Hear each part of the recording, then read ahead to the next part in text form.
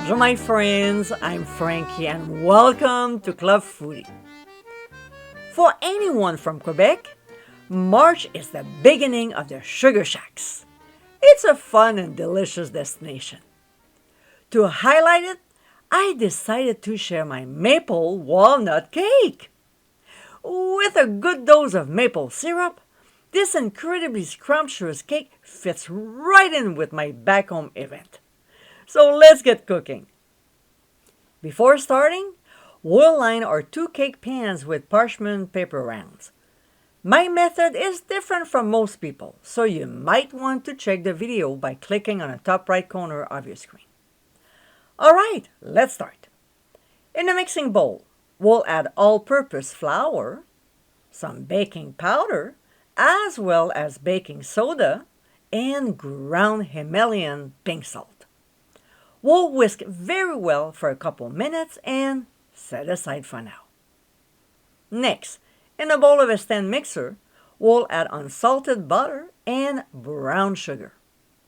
Using the paddle attachment, we'll process on medium speed until the mixture is creamy, about 3 minutes. While the machine is running, we'll add the eggs, one at a time, mixing well between each addition. At one point, we'll have to stop and clean the sides and the bottom of the bowl because things always get stuck there. To this, we'll add good quality maple syrup. And no, table syrup or pancake syrup don't fall in this category. It doesn't have maple in it. Most often, it's corn syrup and artificial additive. Plus, they don't taste the same. We'll also add pure maple extract so the taste can be amplified. We'll mix ingredients for just 30 seconds. We'll now add half of the dry ingredients and process on low speed until just combined. We'll add the remaining half of the flour mixture and also the buttermilk, which you can make from scratch by clicking on the top right corner of your screen. Still on low speed, we'll blend these two ingredients until just combined, and let's not forget to clean the sides and the bottom of the bowl, okay? This is a maple walnut cake for a reason. There's walnuts in it. So we'll add them to the batter and process for only 30 seconds. I didn't show you how to toast them, so for more info, visit the website. We'll evenly divide the batter between our two prepared cake pans. We'll give a few little taps on the counter to dislodge any trapped air bubbles and transfer them to a 350-degree preheated oven.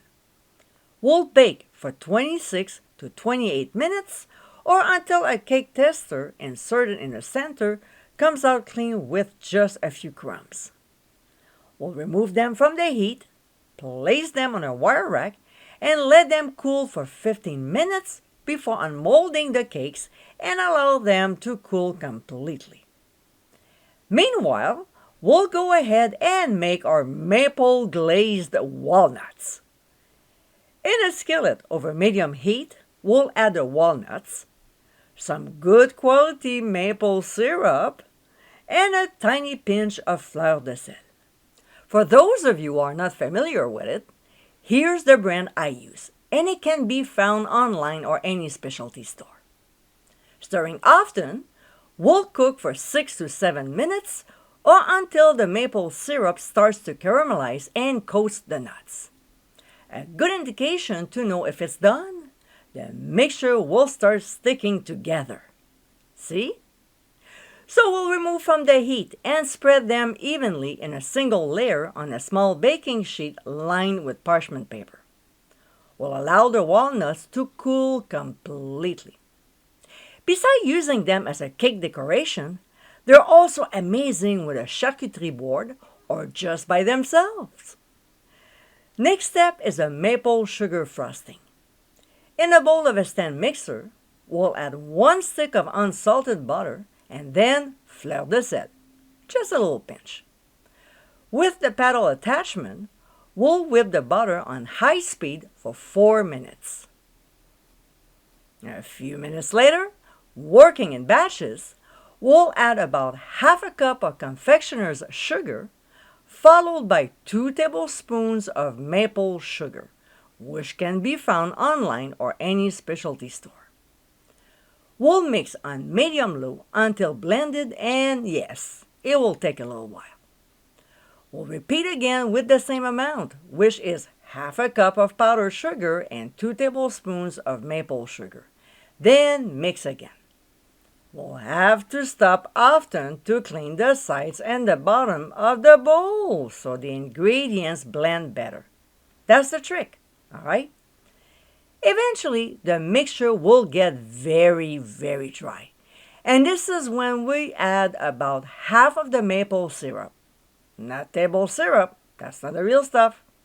And blend for a few seconds before adding more confectioner's sugar and maple sugar. When we're almost done, we'll add the remaining ingredients, which are both sugars, the other half of the maple syrup, and also some pure vanilla extract, although you can substitute with maple extract.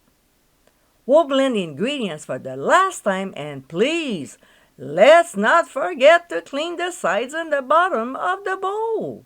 It's important to do that so everything is nicely blended in a mixture and nothing is stuck. Alright, now we're done with the frosting and it smells amazing. So let's assemble the cake. When the cakes are finally at room temperature, we'll add some of our delicious maple sugar frosting on one cake and spread it out evenly using an angled spatula. Then we'll place the other cake on top, pressing down gently to adhere, and spread with the remaining frosting, covering the top and sides.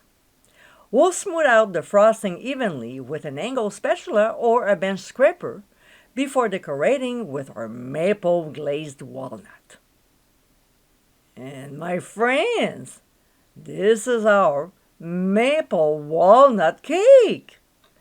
With a gorgeous maple flavor, this dessert is perfect for celebrating the Sugar Shack season in Quebec. It's a scrumptious sweet treat to welcome in the spring season.